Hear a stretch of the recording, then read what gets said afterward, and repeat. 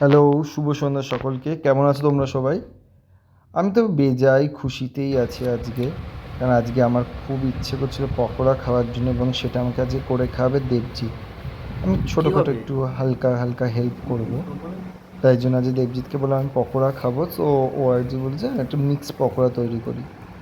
আর যেহেতু হচ্ছে পরশুদিনকে একটু বৃষ্টি বৃষ্টি হয়েছিল, ওয়েদারটা খুব ভালো আছে, ওই জন্য আজকে পকোড়া করার এই সিদ্ধান্তটা।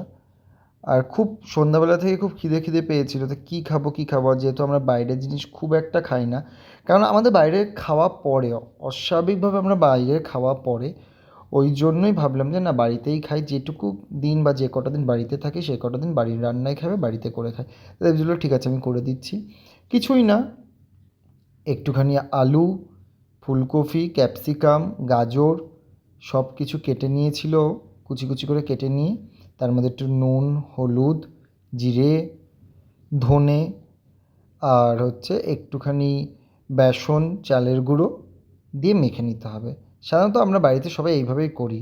অ্যাকচুয়ালি আমি যেটা করি সেটা হলো সর্বক্ষেত্রেই বাড়িতে যা জিনিস থাকে মানুষ যেটা করে উঠতে পারবে সহজভাবে, আমি সেইভাবেই করে সবসময় তো দেখানোর চেষ্টা করি। কারণ আমি কোনো এডিট করি না, আমি সেইভাবে কোনো লাইট ইউজ করি না। কারণ আমি চাই বাড়িতে মানুষে যেভাবে করে কোনো কিছু এক্সট্রিমভাবে দেখিয়ে দিলেই তো ভালো নয়। যেভাবে করে আমি প্রতিদিন যেভাবে করি, কারণ প্রতিদিন কারোর পক্ষে সম্ভব নয় যে বাড়িতে হচ্ছে হালুয়া পালুয়া খাওয়ার, সো সেভাবে যেভাবে করি আমি ঠিক সেভাবেই ভিডিওগুলো করি। তাই জন্য হয়তো একটু লাইটের কম থাকে, তারপরে এডিটের জন্য যেগুলো হয় একটু ব্যাকাতারা হয়, সেগুলো তোমরা আমি আশা করি যে আমার যারা ভিউয়ার্স রয়েছো বা যারা দেখছো তারা হচ্ছে তোমাদের নিজের ভাই, বন্ধু, দাদা, যেভাবেই যেটা মনে করে তোমরা ঠিক তোমাদের মতো করে দেখে নেবে। কারণ আমি সাধারণভাবে তোমাদের সামনে তুলে ধরা যায়, আমি সেভাবেই চেষ্টা করি। আশা করি তোমাদের ভালো লাগবে। এটা করে খেয়ে জানিও কেমন লাগলো তোমাদের।